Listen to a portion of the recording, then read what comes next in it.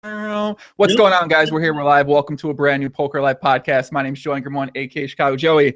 I don't know what happened today, guys, but I think my webcam is going to look something like 10 times more clear, and I have absolutely no idea what it did. Maybe it's an honor of Tristan coming on the podcast today. I'm not sure, but find the podcast on iTunes, search Poker Life, schedule coming up. We had Doug Polk on Monday. That one was awesome. We announced our new show we'll be doing each week, I think on Wednesdays.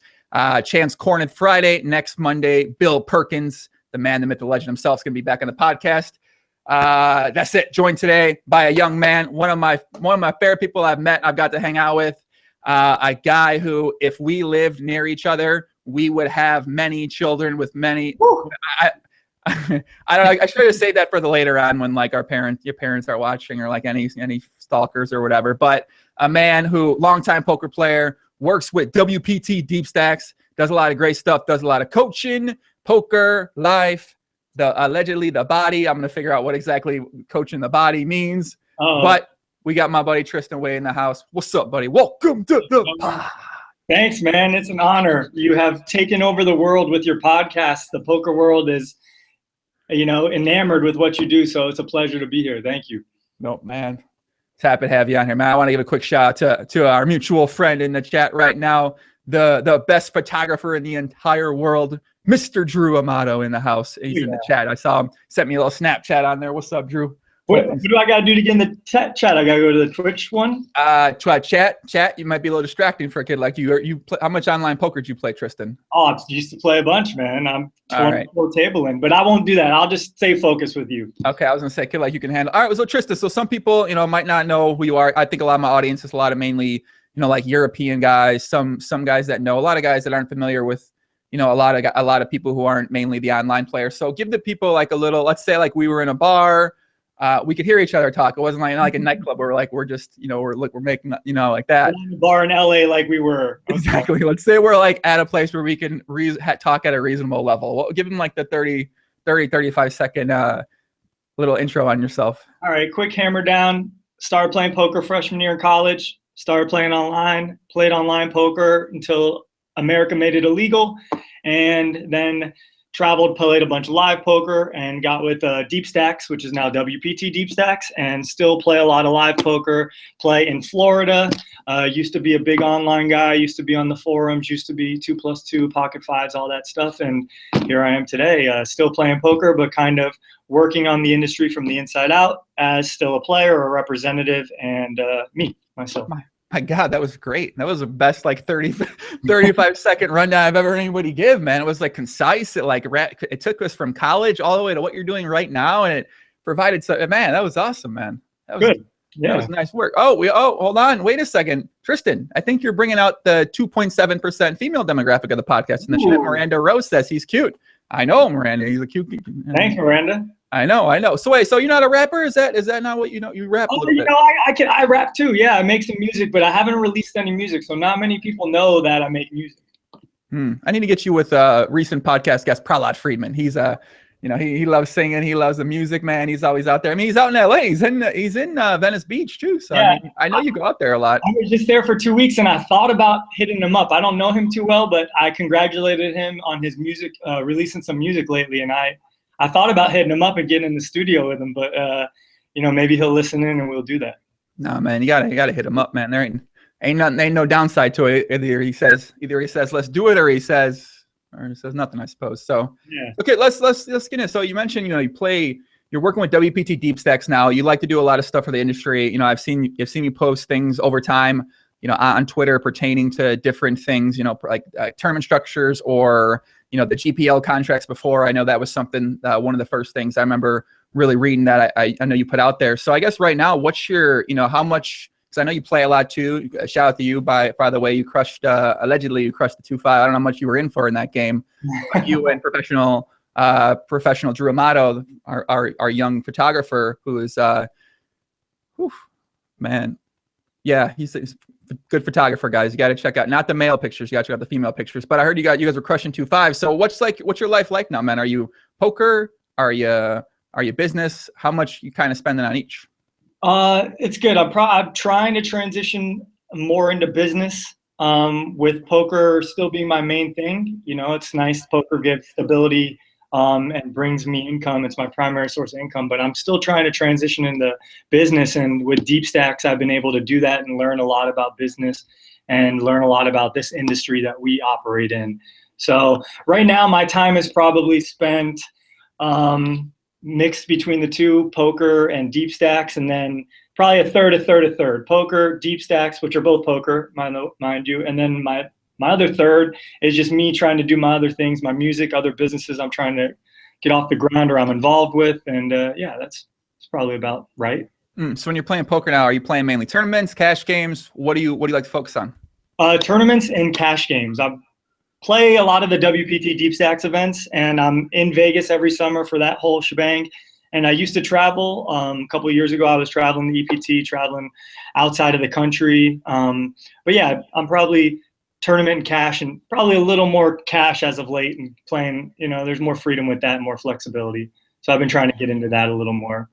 So you mainly play, so live, is it like live 2-5, live 5-10? Do you kind of depends what's running at the place? Yep, if I'm out of the country, I'll play on PokerStars still have my account. Creative is my online name. Used to play tournaments a bunch. I was, 16 to 24 tabling tournaments back in the day. And yeah, so mostly live cash and live tournaments at the moment. Anytime I hear some online a little, but it's so shady with ACR, Ignition, and black chip poker and all that. I don't get too mixed in on that, but I still play. Anytime I hear somebody tell they use the 24 table, I get physically excited. So I mean that makes like you're like brings back the man. I mean, I don't know, man. 24 tabling, man. I remember it's just click. Well, I guess you're Thailand. You probably didn't stack then, right? Oh no, I wasn't stacked. No, I had tile tables. Yeah. I tried tile at first, but then I figured out if you just stack the 24 tables on top of each other, you just click full. But it's me. I mean, it's. I had the dual monitor hookup, so I had a huge monitor like this monitor I got right here. I had a huge monitor like that, and two of them, and just could see everything. Yeah, but I tried the tiling thing because I've had the 227s, and I tried the tile, but like I don't know. I found like like thinking back, I don't know how I did it. Like the first prop that I ever did, I did it with doing that, and like I look back on it now, I'm like, how did I ever? Because like your eyes are all over the. I mean, it's. I mean, whatever. Maybe I should have done the cascade. Yeah. We don't do that anymore, so I guess it doesn't really matter. But now I tile when I play, because I mean on Ignition you can only play 4 tables. So it turns out when you can see the action, you might actually have a higher win rate at the game. I never really noticed that, but when you actually pay attention instead of just 24 tabling, you win more money. It's really like a strange crossover, and I actually think some people now don't even realize that they're so used to mass tabling that that's not even like an option to them, but it kind of is. So I don't know when you play tournaments. So are you playing like you play high buy-ins? You play what's like your normal kind of play? Yeah, I don't really play the high rollers or anything like that, but I will play 5Ks and under. Most of the time I'm playing the mid-major tours, the 500 buy-ins to $2,500 buy-ins, and that's kind of what WPT Deep Stacks is. Our main event's $1,100 buy-ins, and our championship event, which is coming up in just a couple of weeks, November 25th, up at Great Eagle in Calgary, and another streamer, Jason Somerville, he's going to be up there with us. Mm-hmm. That's going to be a $2,500 Canadian event. So that's our biggest championship. Is that like $600 US or something like that? Yeah, 1,800 probably. They're not doing that bad up there. Bang, bang. I'm kidding, guys. Come on, calm down. I cashed out of your money when I got 1-to-1. All right, calm down, guys. All right. Shout out to the CAD. I love the CAD. Shout out to CIBC. You guys helped me out a lot when I was living in Canada. But yeah, I know. I remember I talked with Chris Torina, the big man. He's the founder, CEO of WPT Deep Stacks, or did he found Deep Stacks and then that turned into WPT Deep Stacks? Yep, he's a founder of Deep Stacks, president, CEO, and then when we co-branded with the World Poker Tour, now he's the president of WPT Deep Stacks. I like that guy's fucking awesome. But we talked a little bit about me doing something up the stop up there, but I heard about that. I'm like Jay Carver, that's much better for him. Like me, I'm not like, I was trying to think, I'm like, I don't know what I would do. Like YOLO games up there or something else, man. I'm telling you. The Man. best PLO games in the world, probably. Some of the best PLO games in the world, I'd say. Man. You should check it out. I'm not lying. A guy will play 30K heads up there. No problem. Yeah.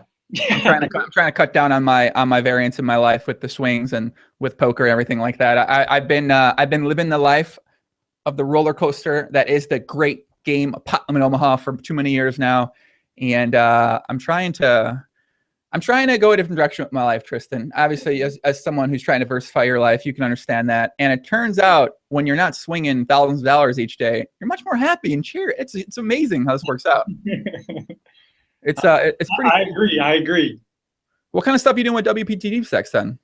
Well, I've progressed differently through the company. So we started as a training company where I was just another coach that came on board with other pros that they had. This was 7 years ago. And then I kind of worked my way up with coaching and became the head of training for Deep Stacks. And then once we got that rolling, we realized, okay, let's move this into a tour. So we started doing a tournament, a one-off tournament after our training sessions, after our seminars. And then we transitioned to a poker tour. So the work that I do now is more of, I'm their poker guy. I help them make poker decisions. And aside from that, I am the one involved with putting together the structures, putting together the schedules, what kind of events people are going to play. I help manage the rakes. So I really am trying to be player friendly and really try to change the industry from the inside out, because there hasn't been anyone that's really in a player's position to make those decisions, or at least try to affect those decisions. So that's kind of where I stand right now. And I'm, anything poker, anything I can help with the company on the poker end is what I'm responsible for. So WPT Deep Stacks, it's smaller buy-ins overall, right? And it kind of goes to these places that aren't necessarily visited as often, correct? Yeah.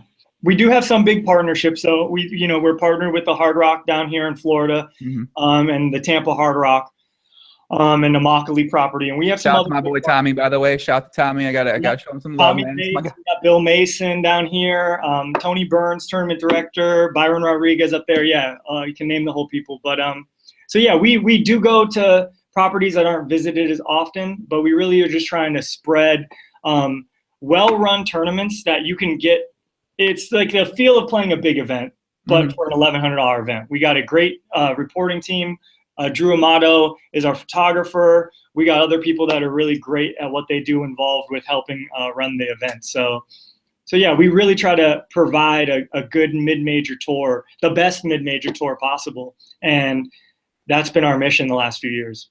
Yeah, I mean, I feel like I've always heard a lot of great things about it. I feel like it's kind of growing and growing over time as well, too. It seems like it's something, I mean, I just like it because it, as you mentioned, it gives people a chance and experience to play in something like, I don't know, just it has a better presentation to it, a better feel to it. It just has something that's, maybe like a World Series of Poker kind of event. But I mean, I don't know. I feel like it looks nicer. And I feel like WPT stuff looks nicer than World Series of Poker, like this out there. I mean, that's kind of, I mean, listen, they throw it in a fucking room. They put these old ass tables they've had for 25 years down. I understand it's expensive to maybe get some new stuff, guys, but at the same time, it's a prestigious event.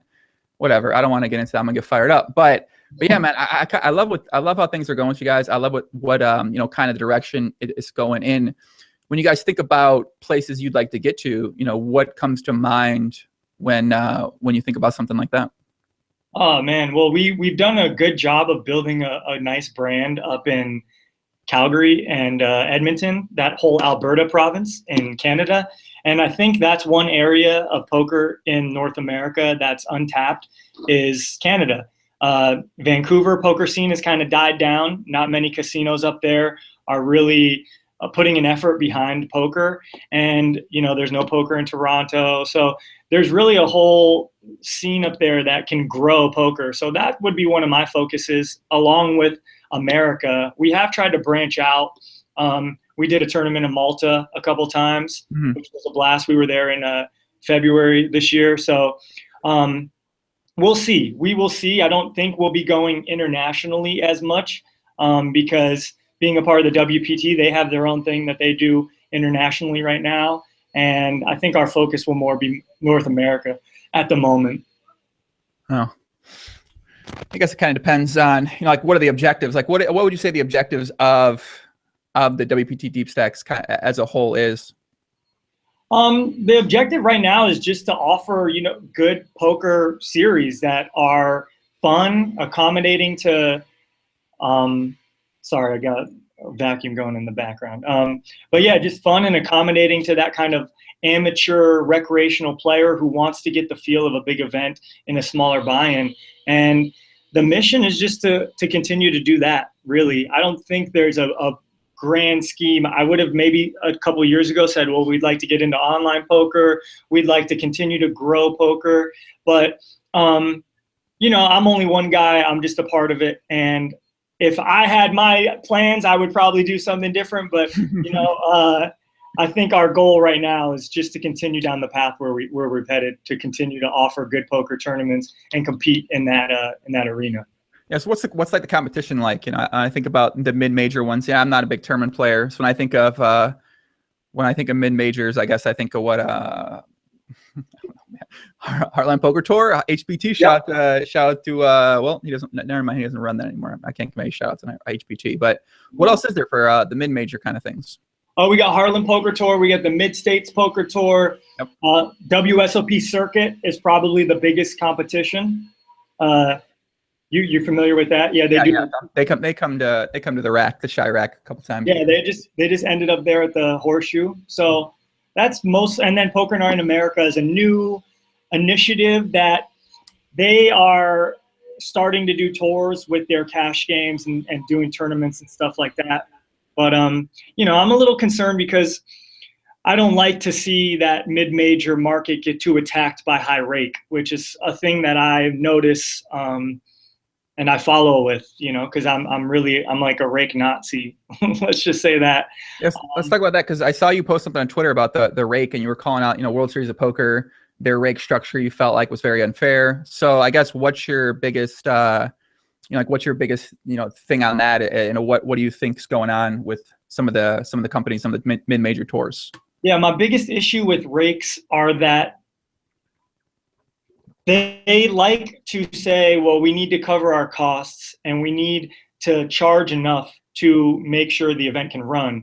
But my biggest concern is that buy-in players get taxed the most. When you have players that are only playing a $100 event, but they're paying 24% rake, well, that's just really not fair to the ecology of the game. You don't want to tax the people at the bottom the most, because those are the people that can't afford to pay rake. Those are the people that are putting $100 because that's all they have to play. They're not going to play $500 events and $1,000 events. So I really that kind of battle with the casinos and the tours to get as most money out of it, to make sure they increase their revenue and cover their costs.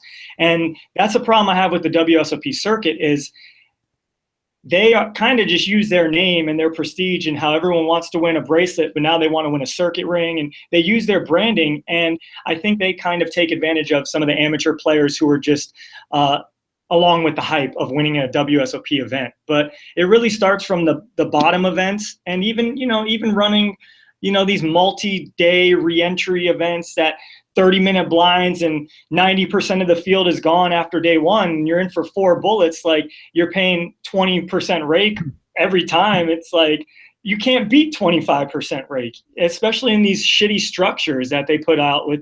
That's the other thing. Like, if you're going to charge a lot of rake, at least have it be balanced. And that's really my big issue, is just taxing the lowest people. And when the rake's too high, nobody can win. It's just going to siphon all the money out of poker eventually. And it's going to only be up to the players to make more money, because the poker companies and the casinos aren't adding anything to the pool. They're just taking it from us. Mm-hmm. So if the rakes are too high, the money will be drained out of poker unless we make money elsewhere, and it doesn't circulate within the community. I know, Tristan, everything I've been led to believe, according to PokerStars, is that higher rake is protecting the recreational players. So maybe the World Series of Poker is just protecting the recreational players from all the sharks out there, man. I mean, right, yeah. Well, fuck Poker Stars too for doing that. I mean, you know, that's they don't care. They used to be a purely poker company, and now they are getting more into the gambling side with BetStars and all these other things they're doing. So that's another white knight company that has now turned to the dark side, I feel like. They really have. I mean, they've turned to something, that's for sure. I mean, you're a $1 billion company. You're printing millions of dollars a day with your rake. Why do you feel the initiative to you know, the spin and goes and all these things that are just, they're more of a gamble, and it's just more of a casino.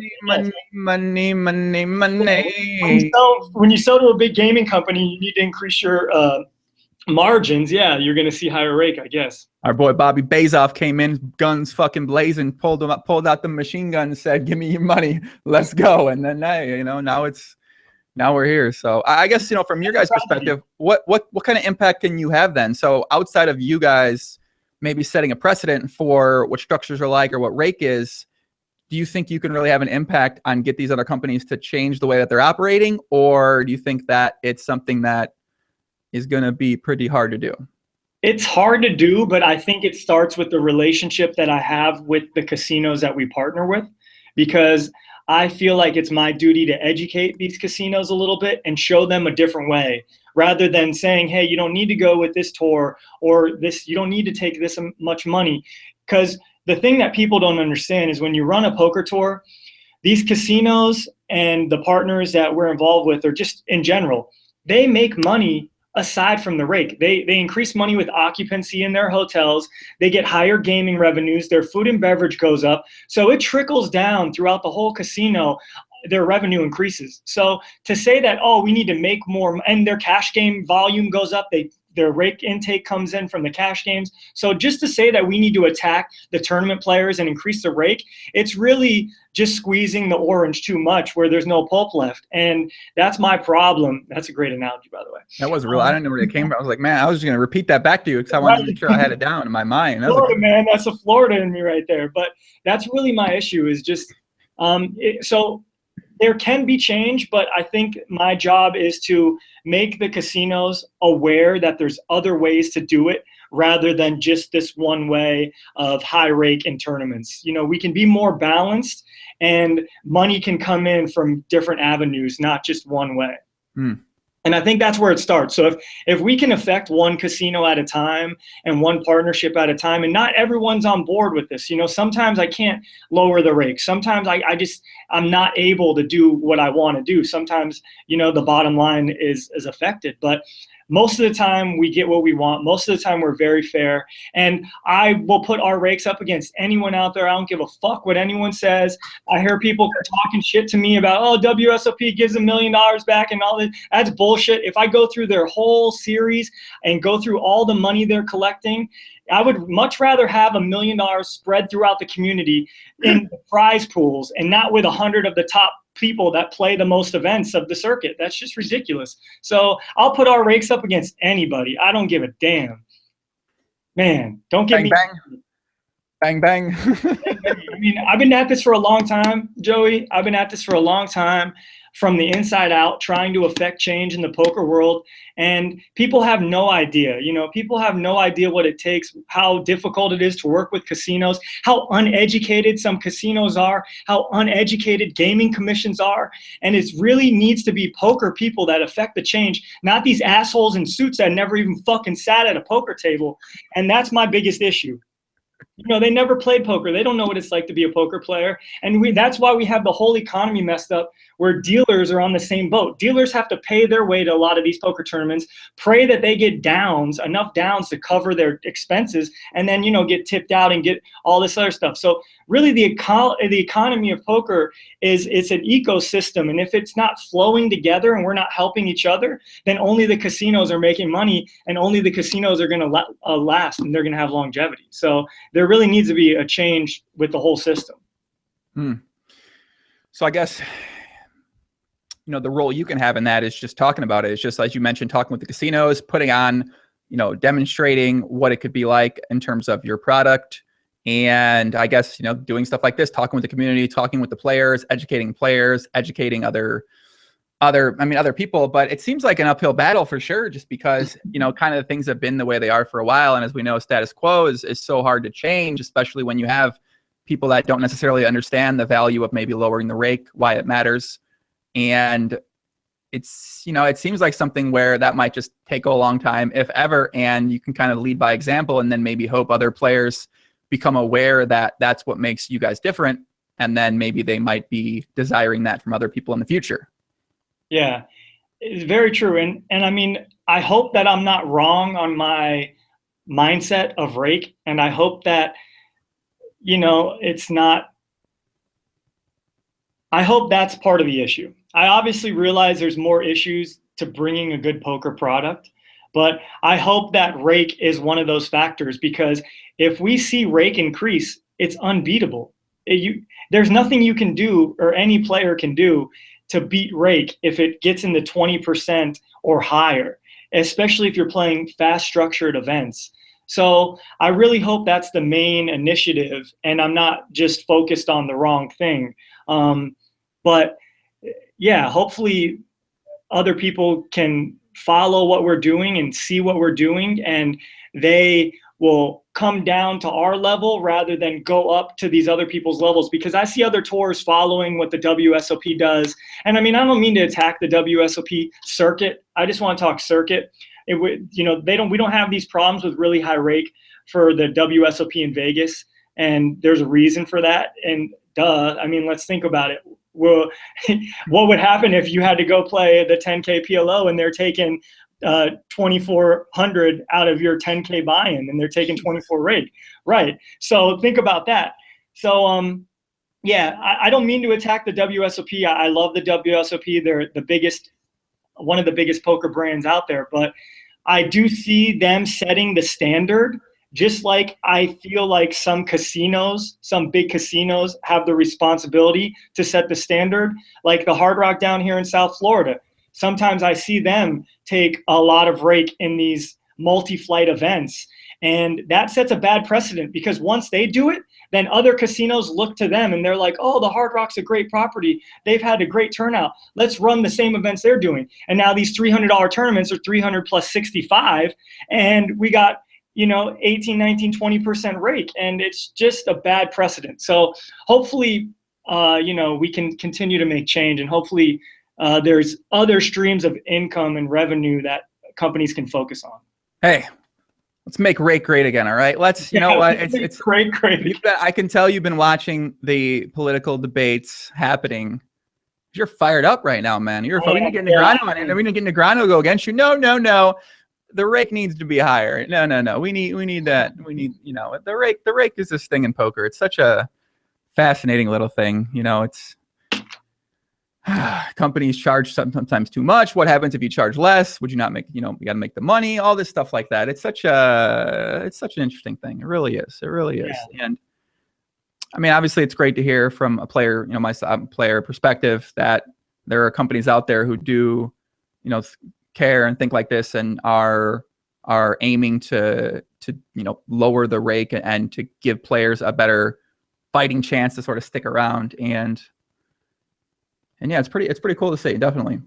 Yeah, cool we just want to grow poker. I mean, really, we want more people to play poker. We want to welcome people to play poker. Our events are laid back. We're fun. They're not real high pressure events. You're only putting up $1,000, so that's always going to be attainable. That market is always going to be relevant. $1,000 in this economy is always going to be manageable. And we just really want to grow the game and get more people involved, and just have people see that poker can be really fun and affordable, and it's not just gambling, and it's not going to spur some addiction that's going to make you foreclose on your house or anything like that, Yeah,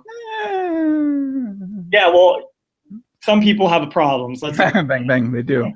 Guys, we're live on YouTube. We're live on Twitch. I see a lot of people out there in the chat. I see some of my guys out there. We got my boy Nasty Nate, man. Shout out to Nasty Nate. He's at all this stuff, man. He's at my DFS show Sunday night. He's always showing love in the chat. He's always telling people they got to subscribe and they got to like thing. I mean, I like Nasty Nate. That's my guy from Cincinnati. Who else we got? My buddy Gus P out there. What up, Gus? Carl Adams. You always showing a lot of love as well. Drew Amato asks who'd win a basketball game 1-on-1 between me and Tristan. I don't know. I don't know. Woo! I'd be a good game. I mean, I don't know. It's a great. Put the wagers up, Joey. Let's do it. That's a great idea. I don't know. It'd be fun. I'm not sure. We got my girl. Let's go hike, please. Hello, ma'am. How are you doing? Welcome to the show. Scott F, Johnny Bradley, Hanson Neller. All right. The spinach, German Smith. All right, man. Kush Strand. What up, Kush? How much do you think WSOP made in Rake in 2016 just in Vegas? $4 million alone for the main event. They're making at least third place money on every tournament. So add it up. Yeah, and they're charging $8. Is that $8 for bananas there, or is it only $5 or something like that? I don't know. That's expensive. Yeah. Okay, let's not. We'll talk about some non-WPT Deep Stack stuff. So I guess about yourself. So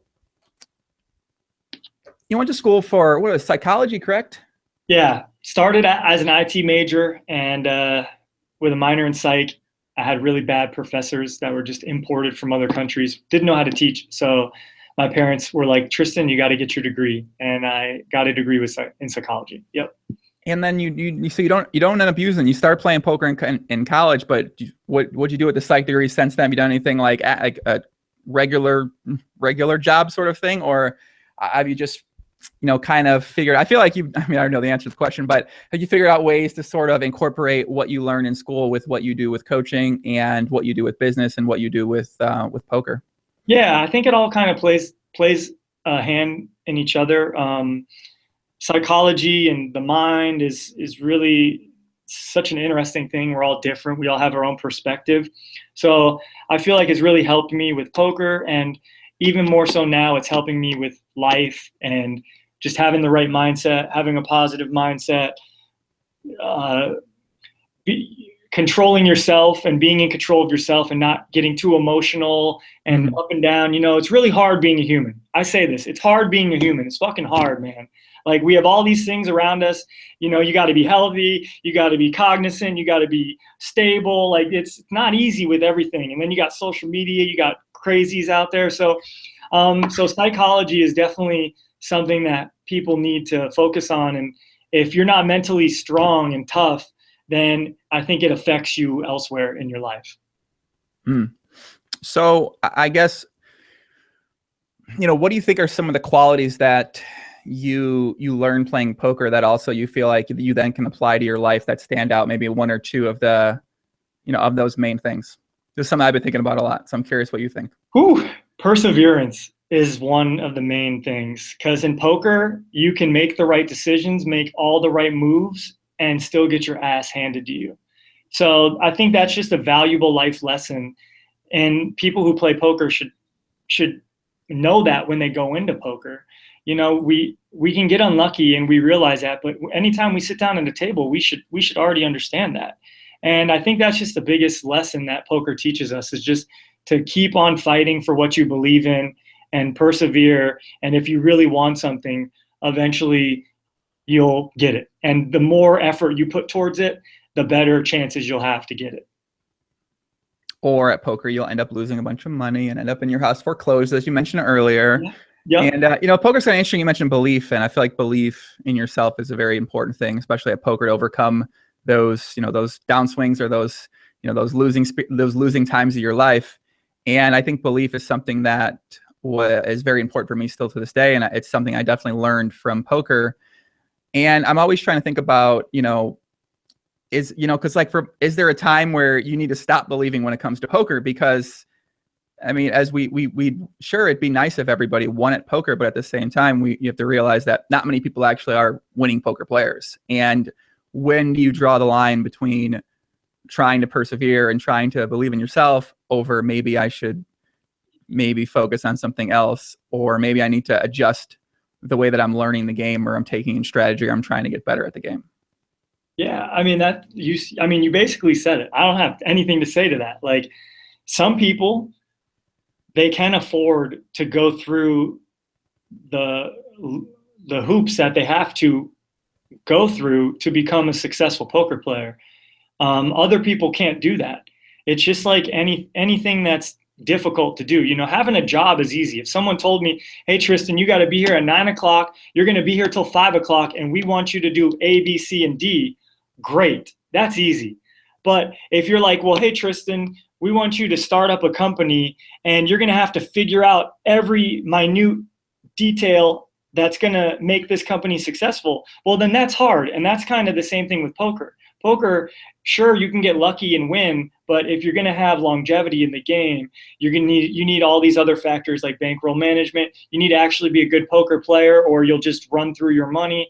And yeah, it's so yeah, so it's really difficult to be successful, and not everyone can do that. And I guess that's part of a quality that you need to have too. You need to know when your time is done, and you need to know when it's time to move on to something else. And that's probably a quality not many poker players have. Definitely not. You know, it's funny you mentioned that about starting a business and you have all these options, all these, you know, potential buttons to click. And I actually think poker's the opposite, but maybe it's because I played for so long. Because I'm with kind of stuff what I'm doing with, you know, GTO Club, and even with podcasts, YouTube content, stuff like that. I've been thinking about this a lot, and I feel like with poker for me, it was always like, it was just like one option. You just like sit down, play.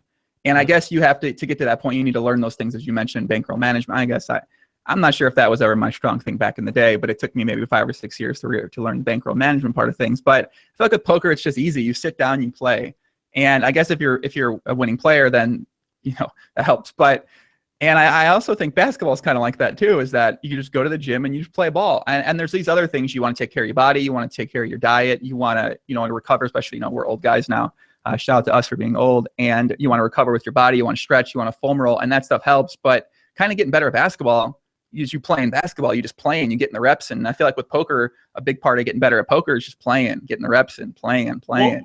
Well, maybe that's just me because I'm more detail oriented. So in your example, let's talk about basketball. If I wanted to improve in basketball, well, I would go work on my ball handling, and then I'll work on my crossover, and then I'll work on my left dribble pull up, and then my right dribble pull up, and then I work on my right hand layup.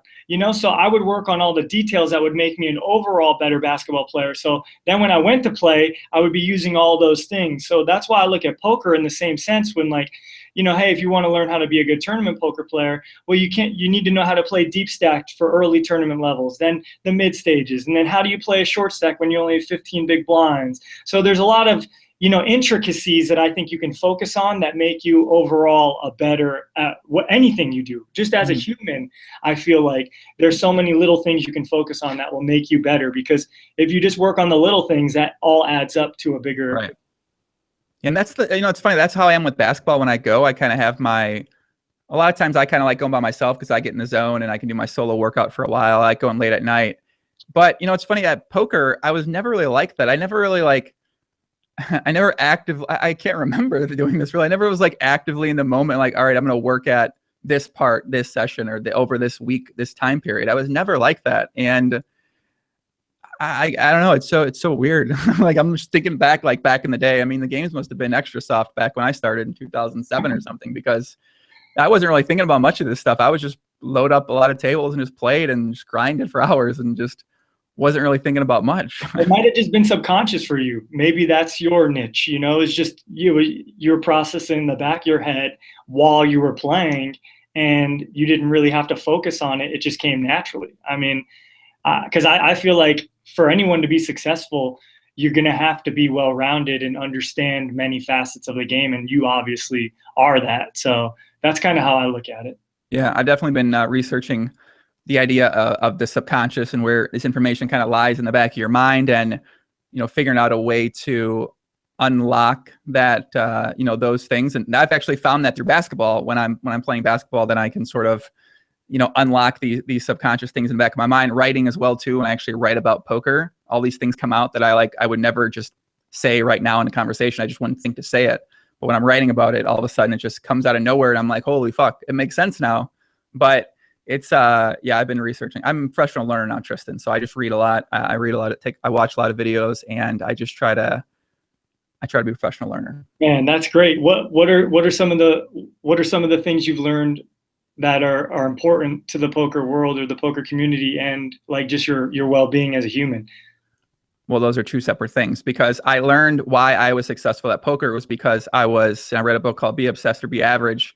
And this book really put it into perspective for me. I was just, one of my biggest things, and I think there's maybe like 4 or 5 qualities, was the first one was just, I was obsessed with poker. I was obsessed with being successful at poker, getting to highest stakes, playing cash games, making a lot of money. And those were my obsessions, and those sort of overtook everything else in my life. So everything else in my life sort of went to the side. You know, it just wasn't a concern, nothing, like literally nothing. It was just poker.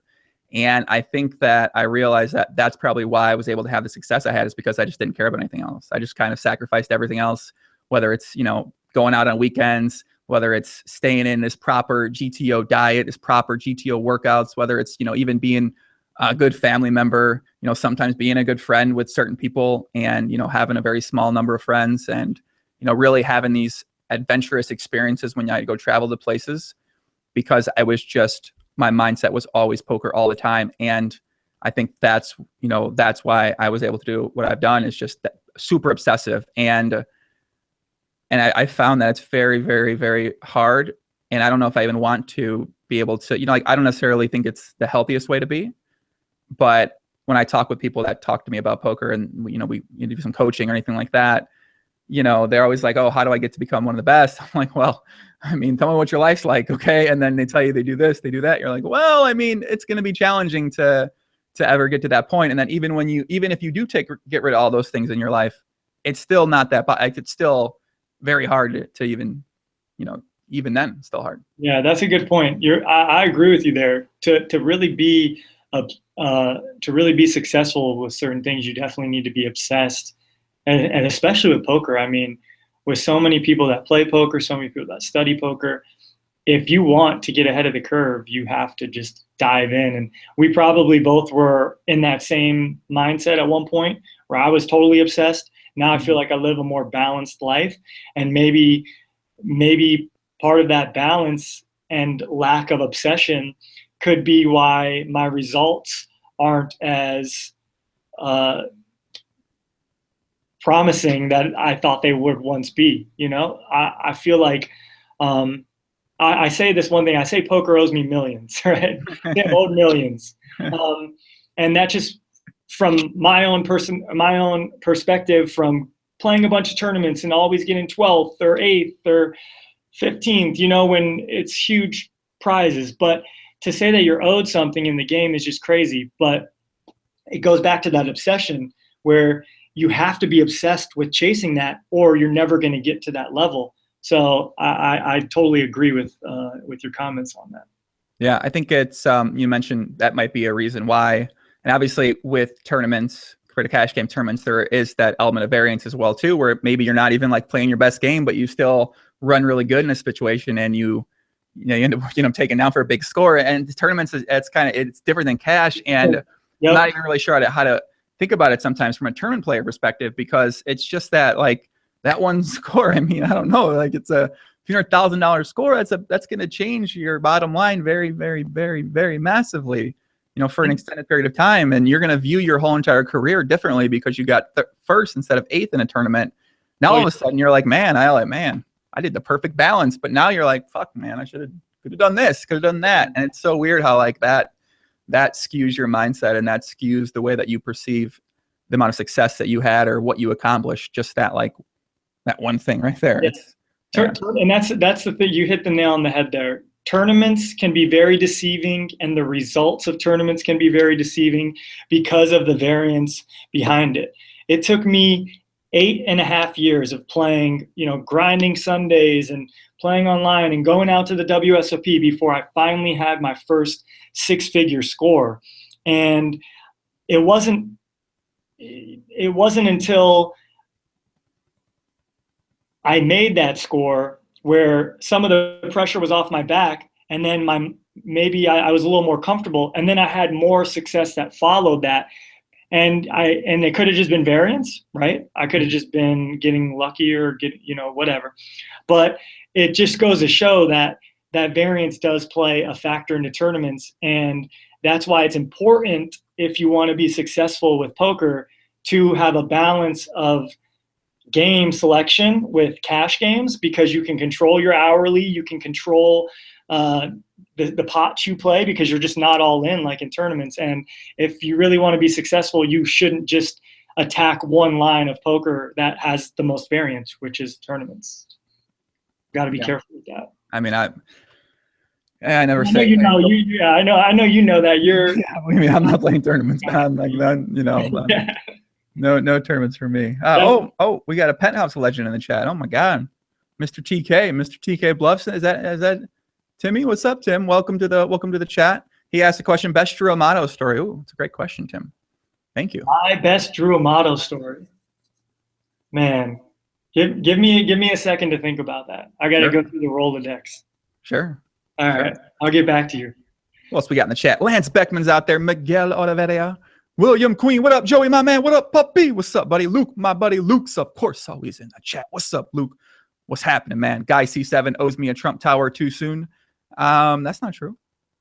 Trump Tower? Yeah, I don't want to talk too much politics on here. Obviously, the whole presidential election sort of overtaken poker Twitter right now. Everyone's going crazy. Obviously, you know, it's funny. Whoa, what's that? I tried to pull up the Twitch chat and the ad popped up. My bad. Oh, was that like a clown porn or something like that, kid? I don't know what it was. I can't be watching porn. I might have lost that by association. But I've noticed, you know, I find this whole presidential thing interesting, Tristan, and it's because the loudest people on poker Twitter in these past like 10 months they're all generally the same type of person. They're successful white guys, and I find it quite interesting how these guys are battling so much. They're saying like the same thing over and over and over again, and it's just like it's not a very accurate representation of what the poker world is, and it's not a very accurate representation of what the America is. It's not all these super like these successful, you know, white guys who are at like the top of their industry or whatever. It's not representative, and I found it really funny. The people that are complaining on Twitter all generally tend to be the same exact people. Obviously, there are, you know, the minorities are definitely not very happy too. It's such a fascinating thing. I got into it this morning. I started reading a couple articles, so I thought about it a lot. And I don't know. Do you follow it all? I'm not really into it at all. I don't follow it all. I don't really care either way. But I guess the end result's sort of interesting. Yeah, I'm not too much into the Twitter politics behind, like you said, the demographic of poker players that are arguing about it. And I thought about that last night too, because I was following along the election. I was interested in what was going to happen. And I'm obviously on Twitter because you can watch an event and then partake in conversation with your peers. And then I realized, well, look, Tristan, you're following a certain type of demographic. So you're really only getting one perspective from one shred of the world. And I felt the same way you did, where it wasn't, sure, it's nice to hear what some of the people you respect and you like have to say, but it's not a good representation of the world in America. So I'm with you, and I don't pay too much attention to it. I just hope that us as a society in America, we can just be respectful to everybody and grow positively and not affect each other negatively. That's my concerns. I'm a little scared. I mean, I was scared either way. Let's just say that this election sucked, and I think regardless of who won, it was going to be a bad backlash. So we'll just have to see what the next 4 years brings us. And I'm optimistic that the next election will have some better candidates to pick from. Let's hope so. I mean, I don't know.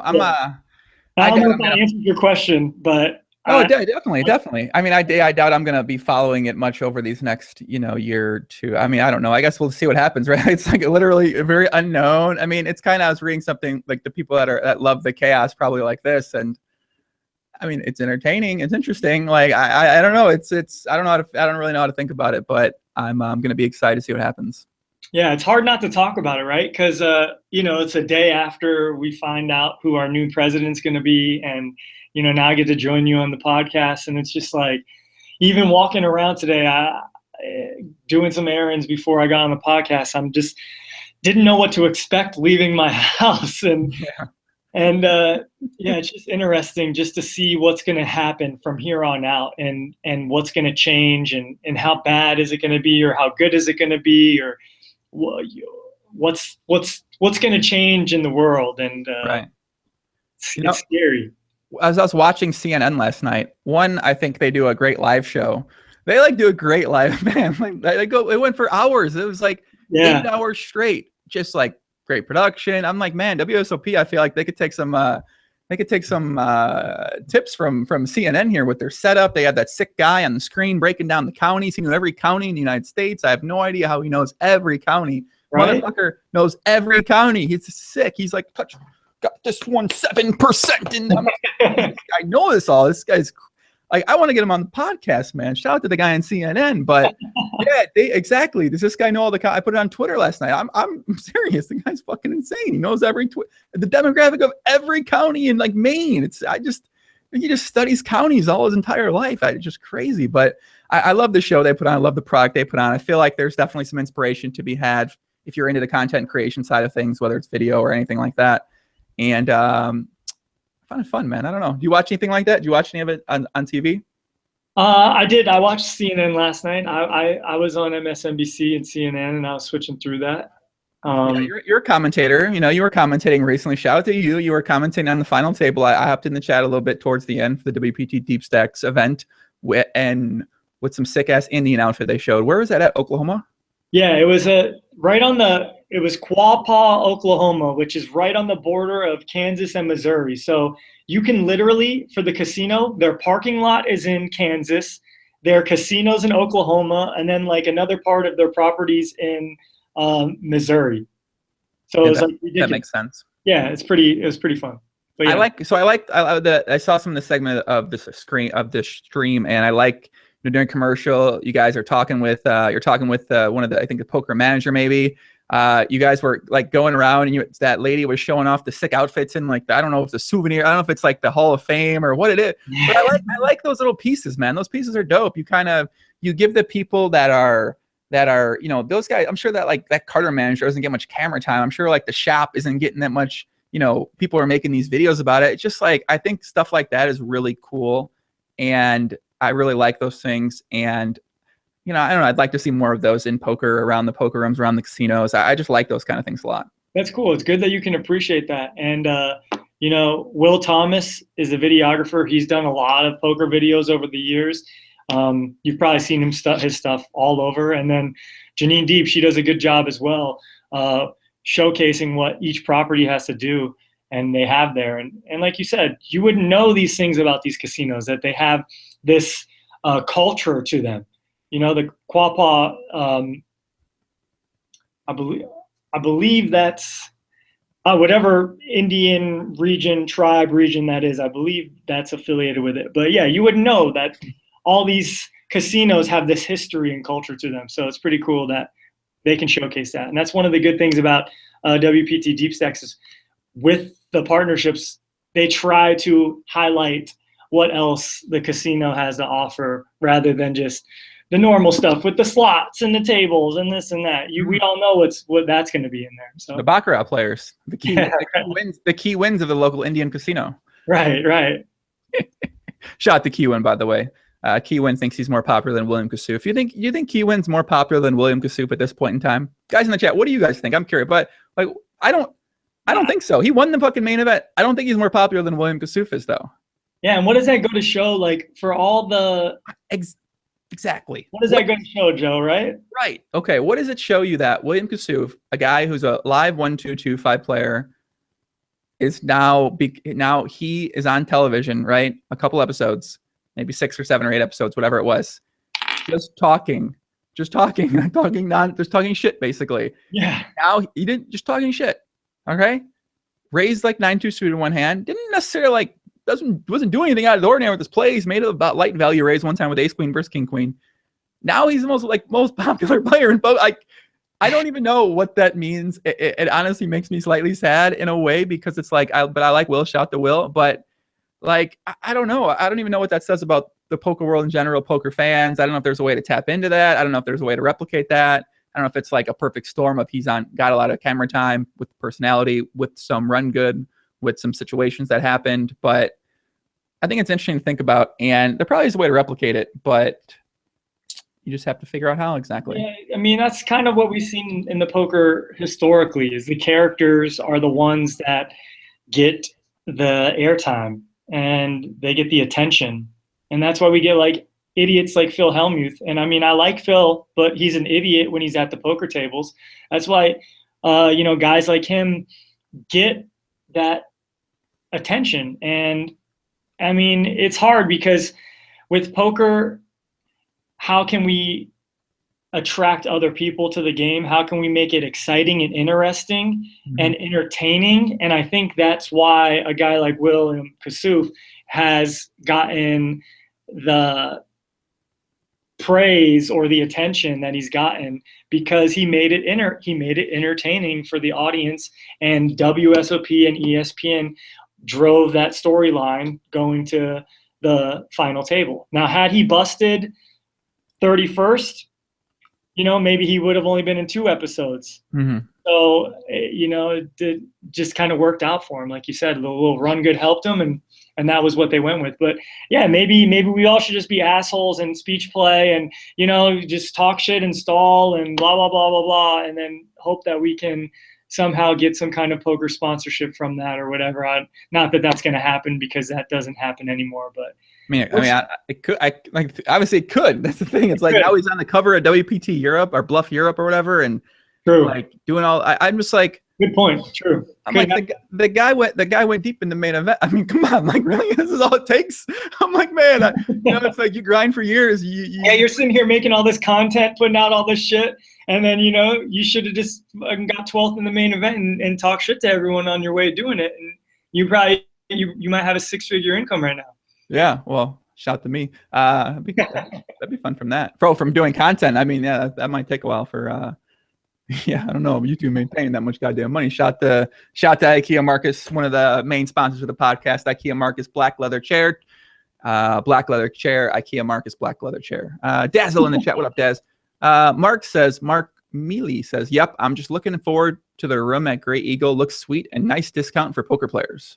Oh yeah, that's another thing we try to do. Give affordable room rates, and you can still get your room rate $89 for the championship event if you act before the 11th. So go to if you're an attractive male or female, hit up my buddy Drew Amato, and you'll be able to share a room with him too. Oh, very true. Yeah, I didn't know he swung both ways like that, but maybe maybe. Well, I've seen some Snapchat stories recently of him diversifying his portfolio a little bit. So now I don't know what to think, really. Oh yeah, that's right. You know, what's the craziest story you've got into on some of your WPT Deep Stack trips? Oh my God, man, I don't know. I honestly don't know.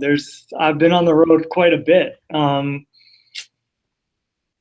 could tell a story from a couple of weeks ago, actually. A couple of months ago, I'm in Iowa, at a stop, and I'm with Drew, and we are downtown Iowa, which is here we go.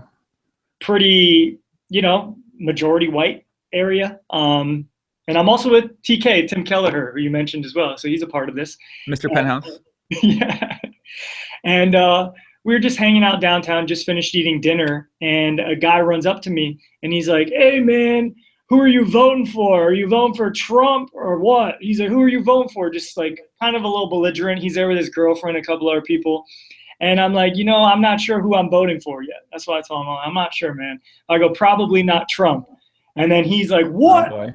And then Tim Kelleher, he's like, "Look, man, we don't want to talk politics right now. We don't want to talk politics." And the guy's like, "What do you mean you're not voting for Trump?" And I'm just like, "Look, man, I don't know who I'm voting for yet. Like, just leave me alone." And Tim ends up pushing the guy out of the way, although he says he didn't push him. He says the guy put his hand out first. I'm not really sure. I was right there. I thought Tim put his hand out first. And Drew's there too. So Drew, I, and Tim, we're all there. And the guy had a beer in his hand. The beer moves, hits his girl in the face, and all of a sudden, all hell's about to break loose. But luckily it didn't. Luckily we kind of, you know, we moved Tim away. Tim, chill out. Like, and then we got this guy away. His girlfriend's grabbing him, pulling him away. And yeah, just, you know, talking politics in Iowa wasn't a good idea, especially after this guy had a couple beers. And not the best story, but it was just a little of what you can run into out on the road. You got to be careful. What are the women down there in Iowa? I know, a couple connoisseurs like you three together in a downtown Iowa location. I don't know, ladies, watch out. Yeah, man. I mean, we were down by the university and Iowa State. Yeah, man. Plenty of women there. You got to go check it out. Come to our next stop there. Are there like deep stack groupies or something like that? Is this like a thing? Not that I'm familiar with. You got to watch out. Any kind of voice cracking over there. You okay? What did you say? Your voice is cracking a little bit over there, buddy. Yeah. I'm I don't know. Talk about groupies, Joe. I'm like, oh shit, keep them away from me, man. I can't deal with any groupies. It's not my nature right there. They scare me. If I had groupies following me, I'd be worried about them robbing me. I'd be worried about them. We're talking groupies, not prostitutes. Groupies. Well, I got you. No, yeah. I just say I had some experiences with normal women that make me feel like you could better watch out from anyone, man. You into the dating poker women at all? Is that like your thing? I never have really mixed cross wires in the poker world like that. It's too connected. It's like it's such a small community that it doesn't interest me that much to date women inside of poker. Not that I wouldn't, I just haven't. And I just don't really, I look for women elsewhere. Let's just say that, because the poker community is small and the lifestyle of poker is rare in itself. So I feel like I would like to get someone who's not connected with that industry. Yeah, me too, Tristan. But sometimes, I don't know. You're like around, you're saying, World Series poker. Oh, okay. You don't want to, I don't know, man. These crazy stuff happens to these girls in poker, man. I'm trying to stay away, man. I'm done. I'm retired. Yeah. I mean, well, I don't want to, they're not anyone in particular I'm thinking about right now, but just I've seen some people, date one poker player, then go to another poker player, then they're dating this poker player. And it's just like, bang, bang. Yeah, bang, bang. Like you have your freedom to do what you want, and I let everyone do what they want. But I like to keep my business to myself, and I like to keep my dirty laundry in my own washing machine. You know what I'm saying? Mm-hmm. I like that. Yeah. I'm thinking about actually branching out into the makeup world on YouTube. I heard that there is a little bit better demographic for a male in that industry to make stuff for females. I guess they like it more money for potential sponsors, more money for potential audience, bigger audience. So Doug Polk was on the pod. He said he's going to start doing regular world YouTube videos. So I'm going to do some makeup videos as well. So. I think you would be perfect for that. You got nice bone structure in your cheeks and good jawline and the lighting. I'm telling you, it's the lighting. I promise you. Your eyebrows are nice. There's a lot of things you could market there, man. That's true. What if I did makeup video? Like, could I do it? What if I did like joking makeup video? Man, I'd take someone's shit. I can't do that. Hey, don't worry. You just do you. I think you're confident enough that it doesn't matter what you do. Nobody's going to be able to tell you otherwise. Even if you do it for fun, who gives a fuck, right? Like you'll withstand the storm. What do you think about late night street food? Fan or not a fan? Oh, of course I'm a fan. If you're eating late night street food, that means you had a blast at night and you need something in your stomach. So obviously I'm a fan, of course. Okay, I'm a big fan too. But I was in New York. I was in New York City a couple weeks ago, and it felt wrong. I don't know. I didn't like in LA. I feel like I got like I was excited to eat the street food, but I was walking around downtown Manhattan and I couldn't do it. I don't know. It felt different. It felt weird. I'm not sure if it was like me. I don't know if it was me. Like it just didn't feel the same as something like an LA street food. And I'm not sure if it's me. I need to know if I'm like being a little bit crazy here. Is it different? I know exactly what you're saying. I have some experience up in New York and late night street food up there, and I wasn't a big fan either. I think in New York, it's the kind of city where they just have late night restaurants and their street food isn't like that high on the chain, where you need to go to the late night restaurant somewhere where you sit down. That's what I did. Yeah, exactly. There you go. You can't just go up to like some food truck and be like you can in LA and just be like, oh great, this is going to be delicious. I think that's kind of different. Yeah. Yeah. I like LA, man. LA is dope. I love it. Do you spend much time out there? Because I don't know how much you actually go out there though. Yeah, I'm probably out there, 4 or 5 times a year, and I don't know, man. I think about moving out there. I think about living out there for a few months or something. I'm thinking about it, Joey. If you want to do I something, mean, let me know. I don't not want to go there. It's hard. It's like you go there and you're just like, man, what the fuck am I gonna leave here? You got Drew's taking you to Malibu. He's taking your photos on a beach. Like he's showing you the sunset and the views. I mean, you're just like, man, you get this treatment all the time, man. It's like, whew. Well, what about Chicago? I just came from Chicago. I spent 2 days in Chicago. I mean, Chicago seems to be pretty happening of a city. And I know. I love when you're here. I was like, what are you up to? I'm like hanging out here, and you're like, do you want to come down? I'm like, well, I'm trying to get my sleep back on schedule here. So my sleep schedule is a little bit off, and I was waking up at like 4 p.m. and going to bed at like trying to get it back on track, and it was not working out for me. So it was. How are you doing now with your sleep schedule? Back on track. I woke up today at 8 a.m. Nice. Okay. That's GTO. I had to get it fixed. I don't know. I felt like, I think the camera just changed. I'm telling you, this camera is weird. Like I'm now the camera went back. You're just more. You're very clear right now. I'm very clear right now. Yeah. Okay. I couldn't tell if it changed. It says you're in HD. Oh, then it moved again. Yeah, I think you're in HD. Hey. I don't know how this thing works. I'm losing my mind here, guys. Let me take some questions from the chat. Let me see who we got out there, man. Yeah, we got my boy OnGun in the chat. CHBB boy, what up, buddy? How's the GTO club coming? GTO club's coming good. You're in it. You know. Explain to me your GTO club, because I don't know about it. The GTO club. I don't know, man. I don't talk about much. I'm shy. But GTO club is basically right now a group of guys. I think we have about 11 guys in there right now. And, it's a lot of, I guess the main idea is to put together a group of people, they get experience in different ways, whether it's one-on-one coaching with me, whether it's poker strategy, mindset, different things related to life, different things related to, a lot of stuff is basically stuff that I'm good at. Whatever I'm good at, if you're interested in getting better at, I'm pretty much able to help people get better at it. Just, sometimes it takes longer than others. And a lot of written content, a lot of video content as well. We have, biggest thing is kind of holding each other accountable, keeping each other motivated, keeping each other moving along. And we got a pretty good system set up of accountability right now that I'm always working on getting better at. Always working on getting better with the content and the structure of that, the video content as well. And a lot of group stuff, group meetings, group interactions, discussing different things.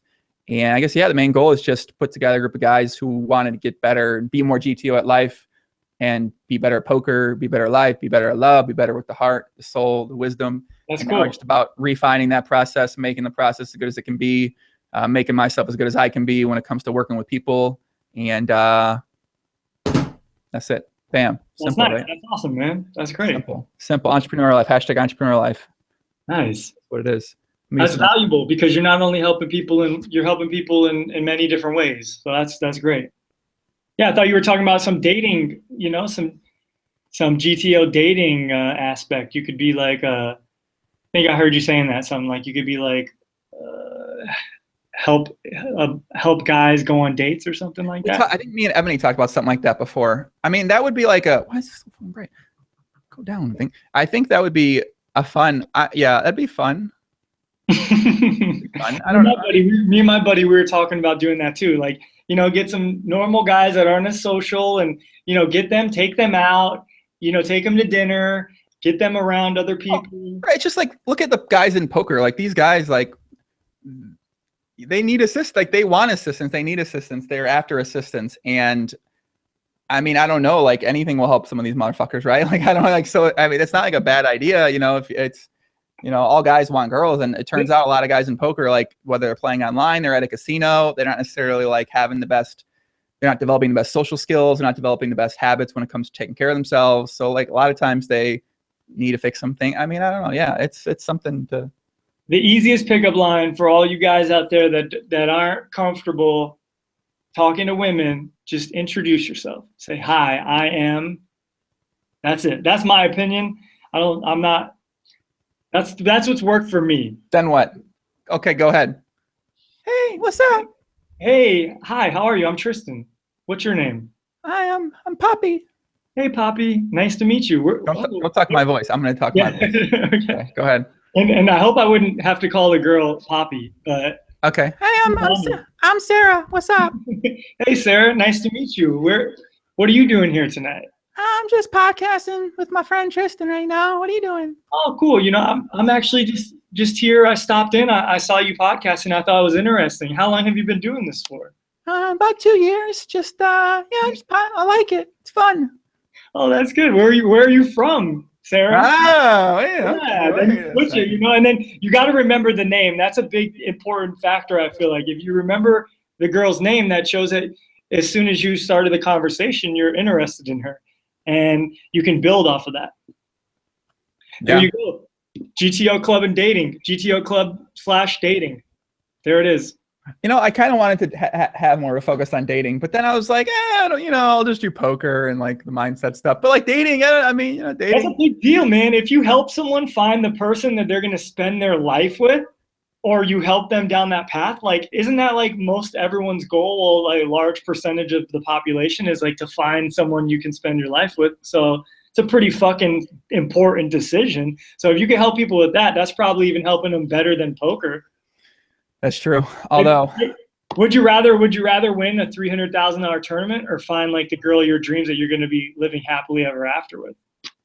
I'd probably take the latter every time. You're like, if I had $300K, I could probably have a couple girls that I don't know, that could be the one. What do you think about that? I don't know. No, I don't know. Never. No, I don't know. No, I don't know how I feel about this. The one kind of thing. I don't know if there's the one out there. I think a lot of it depends on a lot of other situations in your life. I don't know. It's something to think about, though. I was never big into getting into a serious relationship when I was playing poker, because I was so obsessed with poker that I was just not a very good person to be in a relationship with, and I recognize that. So I never really. I kind of stayed out of them. I got in maybe one very serious one, and I probably was not very GTO when it comes to being a boyfriend in that situation. I had a couple other ones that were a couple months, but once again, I was just all poker all the time, very focused. So I usually stuck with dating. I stuck with having these interactions that were not as serious and maybe even shorter, because they might get to a point. And I think the mistakes I made in the past where I wasn't very clear up front exactly that my life mainly is this, and I don't necessarily know how you can fit into it. I think back then I used to think that I'd have to misrepresent, where I could potentially see things going with a certain person, because I felt like that might be the way for us to, get together or whatever. Whereas now I would take a much different approach, where I would say, hey, like, I'm not necessarily looking for something. If it develops, it develops. But at the same time, I don't know if it's going to lead there. I don't, it's like, it would take. I've been there. Yeah. Yeah. So the Bill Perkins thing, I don't know. Bill Perkins had it down perfectly on the podcast. Yeah, what did he say? I didn't get to see his podcast first. Oh my God, it's the best podcast. I gotta watch that before he comes on again on Monday, right? You said Monday? Yeah. Oh, that one's great. He basically, he's just very upfront with him. He's like, listen, like right now in my life, like I'm just looking to have, I just want to have a lot of sex, and, I'm not really looking for something, I'm not looking for a monogamous relationship. I'm not the type that's going to get jealous. Like, you can go ahead, you can do whatever you want. I can do whatever I want. And I just want to basically have a good time, enjoy my time while I'm here. And yeah, it's just kind of what I'm looking for. If that's not what you're looking for, that's fine. I understand. And yeah, and he broke it down a little more better sounding than that. And I was just like, well, when you have a couple $1 billion too, that helps, right? I mean, I'm not sure how much money he has, but that always seems to be in someone's favor. Yeah, I think when you're tall, good looking, in shape, successful, smart. Yeah, it turns out women might like that. Who am I kidding? Yeah, good save there, because he's got a lot going for him. So good save. Yeah, Perks. That guy's fucking awesome. Yeah. George Coyote says girls would say Poppy is the epitome of a fuckboy.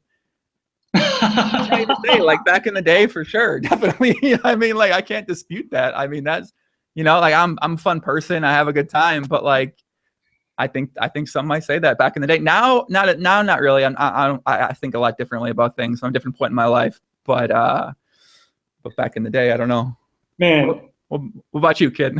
Man, I'm sure people will probably say I'm a fuckboy sometimes too, but I feel like sometimes people misjudge me because they might be like, oh, Tristan, you're an attractive man. You probably get pussy thrown at you. You probably smashing girls all day.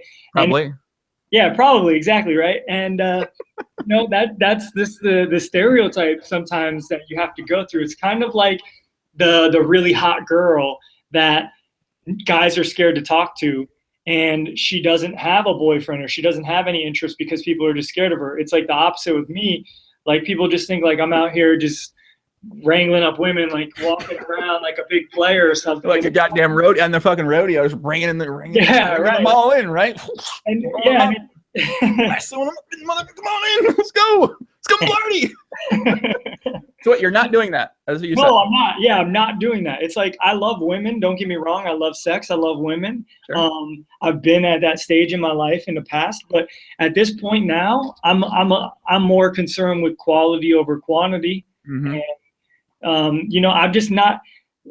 My focus isn't on that. I'm focused on doing bigger things, and just having sex is just a small thing unless there's value to it. So if I'm spending a lot of time dating and going out to dinner and doing this and that and just screwing around and partying, like that's counterintuitive to what I'm trying to do with my life. So people look at me and they perceive me as one way when it's really not even the case, just on appearance. So, and you know, you probably will get the same, as I'm sure you get the same too, that I don't know if you're out here wrangling up women. I don't know if you got like 3 girls stashed behind the basketball hoop to your left, but me? Yeah, you. No. Okay. No, I'm keeping it. I mean, I'm the same way. I'm more in my own little world here. I'm focused on what I'm doing, I'm trying to achieve greatness. I'm trying to, you know, create something special out there for people and on multiple fronts. So a lot of times those type of things, you know, I don't know. I don't really. That's not me right now. I don't know. I've had enough fun of those times in my life, man. I don't know, man. Yeah, I'm trying to keep it cool, man. I'm trying to keep my life on track. Yeah, I hear you. Not get distracted. Oh, Drew asked a great question though. Do you think the leather jacket gives you a massive edge, Joey? I think as I get in better shape, it gives me less of an edge, but I think it gives me a small edge. What do you think? Leather jackets, in or out? Depends where you are. I think some people might put you in more of the fuckboy classification with a leather jacket. Oh shit, you're right.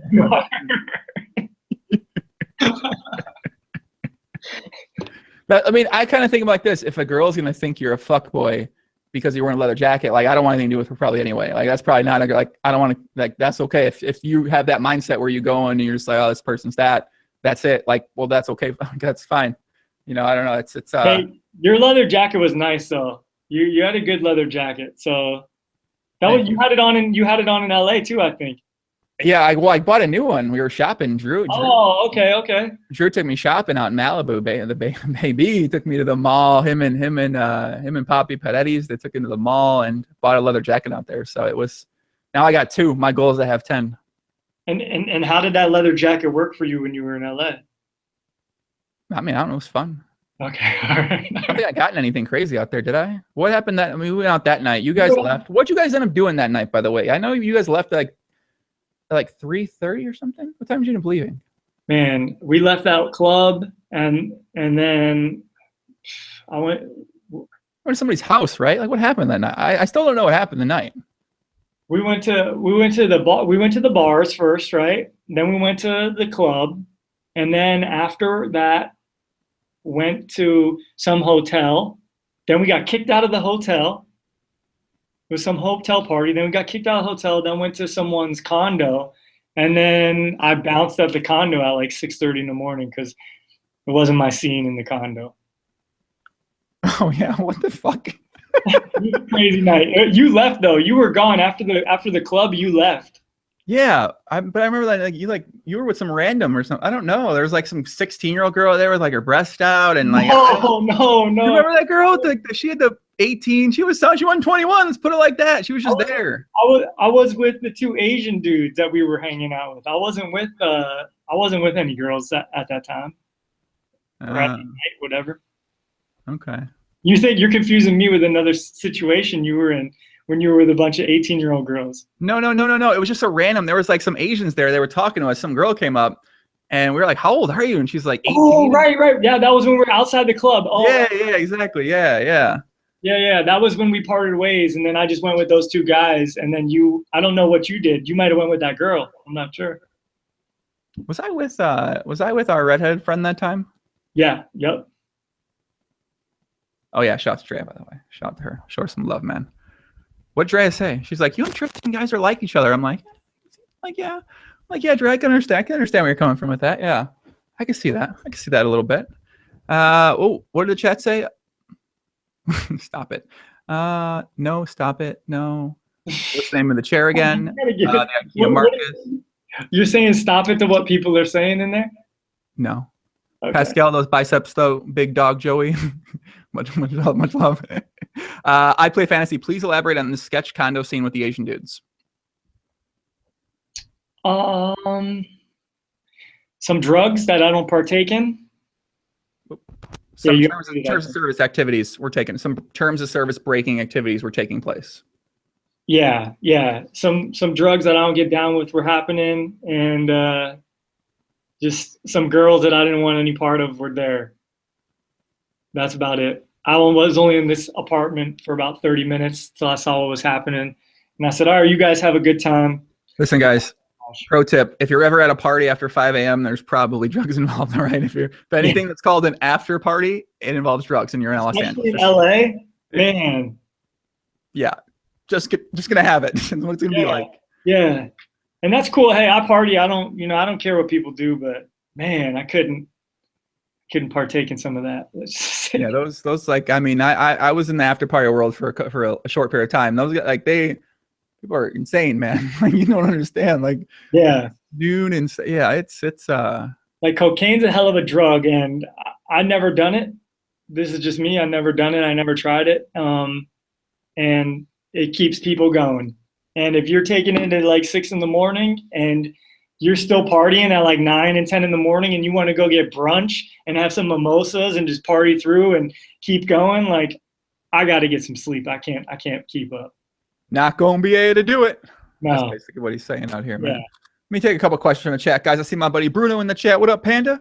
We got my buddy Liam in the chat. Lee Jam 97. What up, Liam Puppy? It got so much darker during the show. Like the background in his room just changed so much. The sun's going down out here. When the sun goes down, we'll be grooving till the sun goes down.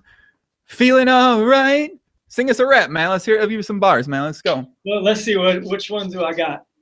All right, I'll give you. Let's see, some old stuff, some new stuff. All right, I'm always thinking 2 steps ahead of execution. That's one reason why you never see my team losing. Don't get confused. I hit snooze. I'm just like you, searching for solutions. I'm not stupid. I'm just human. Control my mind. Keep it moving till it's proven. When you grow, that's real time, real life. Evolution. I got for you. Bang, bang. Yeah, bang, bang. Okay, we need a beat there. I like this, man. You ain't scary, man. Step up to the plate, man. Yeah, I say, let's hear it. Let's hear it. You hear it. We hear it right then. I like that, man. Bars, Joey. I got some bars. I got some good music I've made, but I'll put something out, man. I've just been too busy.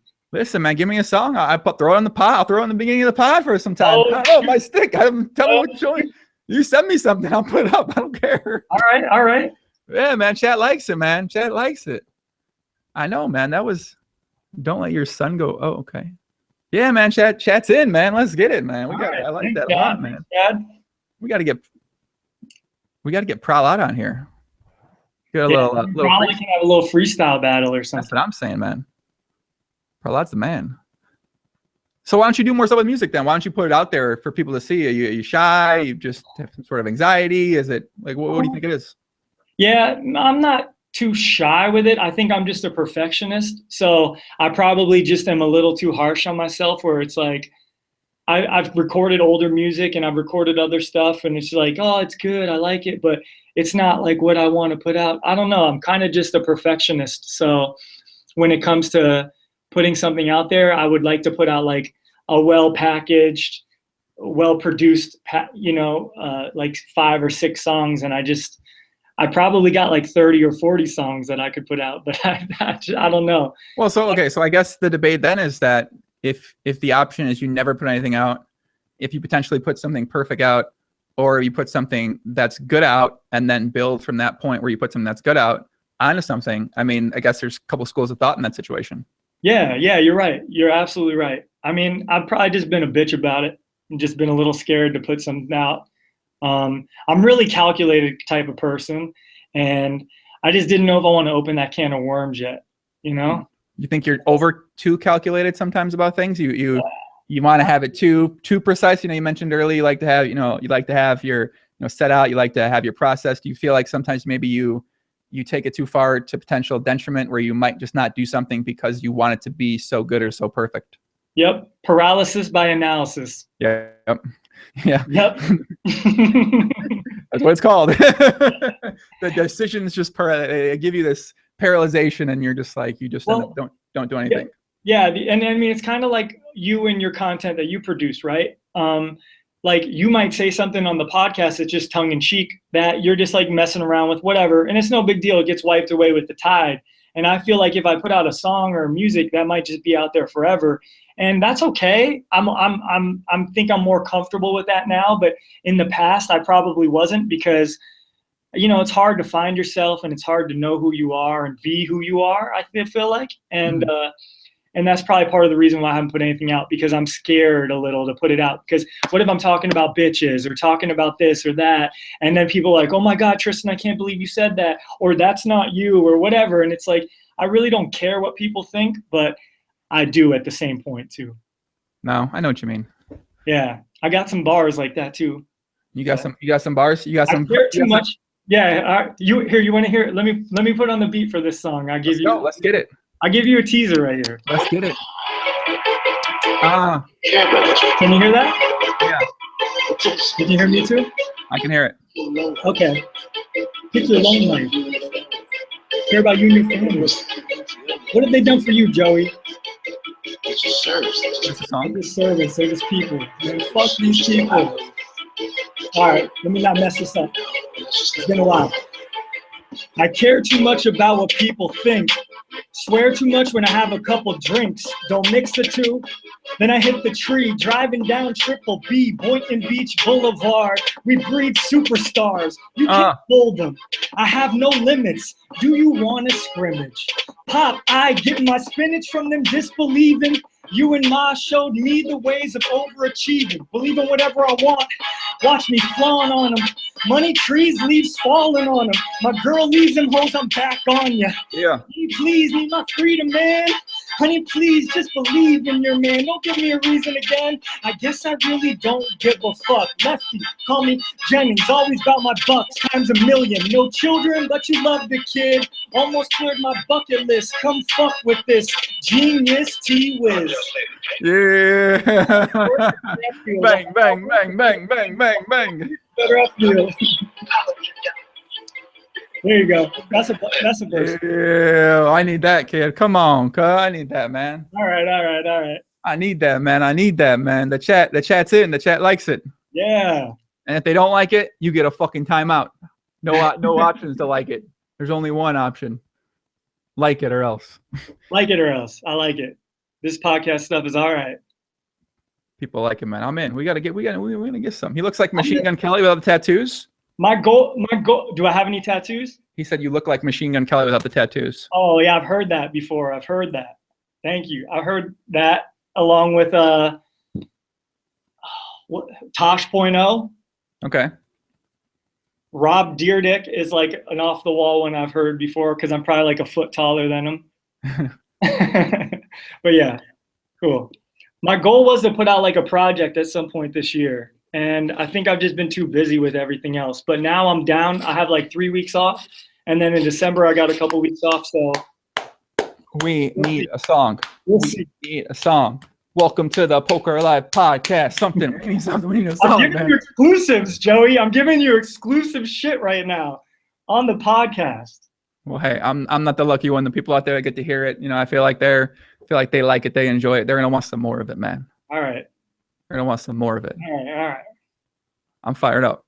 I want some more of it. I'm tilted now. Now I need more. Now I'm tilted. I don't have more. I'm getting tilted. I just went through a whole range of emotions in my chair. All right. Sitting back thinking about it. You want to hear? I got a song I recorded on here. If you want to hear it. Let's go. I'm in. All right. Let's do it. I'll give you the first verse. It's me and my buddy. We did. This won't be a live performance. This would just be coming at you. Can you hear that?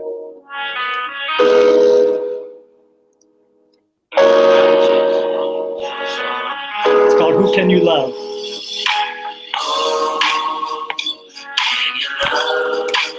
I'm gonna dance around my. I'm gonna dance with you, Joey. Yeah. Someone you love. PLO, I love.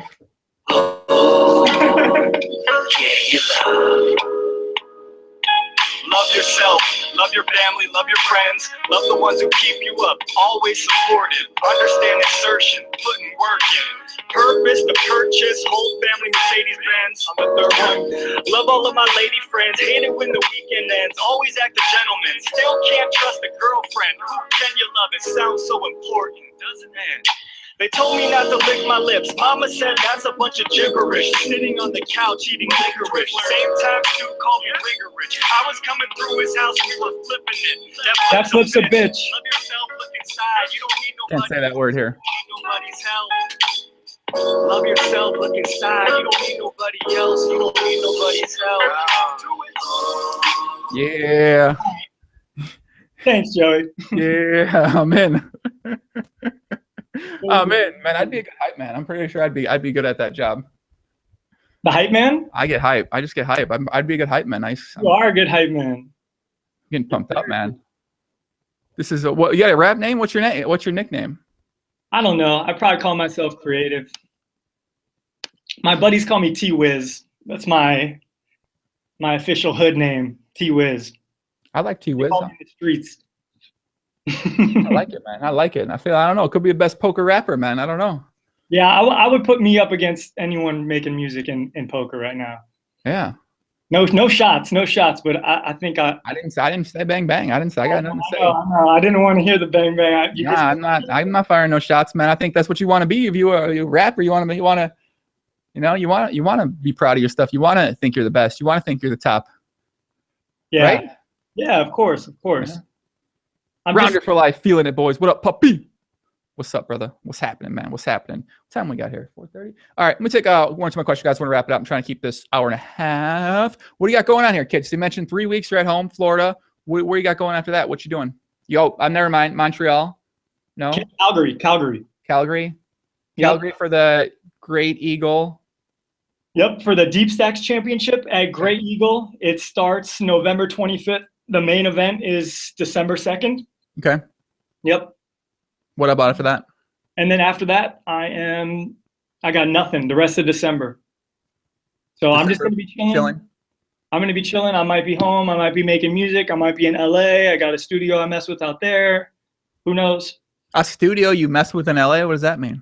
I have a friend who has a studio out in LA that I go and make music at. Okay. I like the first one better. Yo, man, our studio is lit out there, and you're like, well, my friend's got one. We go hang out there and we make some music. So Yeah. hey, I'm getting in the LA music scene now, man. I recently had a guy on the podcast. He's in a bigger DJ group and they record a lot of music in LA. He's like, you gotta come through. I'm like, okay, okay. You should. You got to check it out. Just being in the building, you might help them make some music. You might throw in an ad lib on a song or something.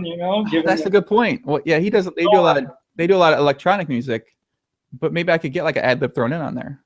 Absolutely. Like a bang bang. Oh shit, that's not a bad idea. There you go. That's not a bad idea, You man. might get like Grammy credits with the bang bang ad lib. Poppy, I'm in. That'd be fun. All right, one more. I'm trying to find one last question. Give me a fucking question in the chat, guys. Come on, what's happening here? My buddy D-Dog. What up, Poppy? The new N24 said creative CRE is so creative. KRA or CREA is so KRA. Cray? Create. I don't know. I'm whatever. What's the name of his song? Super Mario asks. The name of that song was Who Can You Love? But none of that stuff is released Super Mario. It's all exclusive. So Can you find it on iTunes? Can't find it anywhere. Okay. Is Tristan coming to Calgary? Yes, he'll be there, Alex. For sure. Absolutely. All right, we're not going to get a question. Any last parting words, kid? You want to say? You want to give any shout outs to anybody? You want to say anything out there? Anything else? Shout out to you. Shout out to the WPT Deep Stacks organization. Shout out to all the poker community out there and everyone out there joining the podcast, man. It was a pleasure. Pleasure's all mine, buddy. It was a good time. Happy I finally had John. I should have had John much sooner. We'll keep me updated on the rep, puppy. I'm trying to like you let me know, man. Listen, we got a spot. We ain't ever had a song on the podcast, but we don't mind having a spot on the song from the pod. I mean, okay. All right. I got a song I'll send you for the podcast. You know, I don't mind, man. You want throwing some bang bangs, throwing some pop beats, throwing some poker. I mean, throw something, GTO. I don't know. You some guy. Yeah. I would for sure. If you were at my house right now in my studio, I would let you get on a track, and I have to have you have a couple bars or an ad lib or something, because I know you have some GTO lifestyle quotes that could make a good song. I'm sure. I feel like I got something, man. We might have to auto tune her a little bit, but I got something in me. Right. Like 8 bars. Just record the audio, and I'll make a song out of it. we'll make a GTO song. I got you, man. George says, this was a bro love pod, warm and fuzzy, almost homoerotic. Yeah. see, that's the kind of hate we get because we're two good looking guys. Bang, bang. Have a normal conversation without people say we're up to something. Yeah, listen, you can I'm okay. You can call me whatever. That's I people call me. They can call me whatever. Yeah, it's like, hey, I'm just messing with you, George. It turns out if you're friends with someone, typically you guys might get along. It's weird. It's like a weird. I know it's like a weird thing, a weird dynamic to some guys out there. If you guys don't have any friends, but that's how it could be. So, all right. One last question is,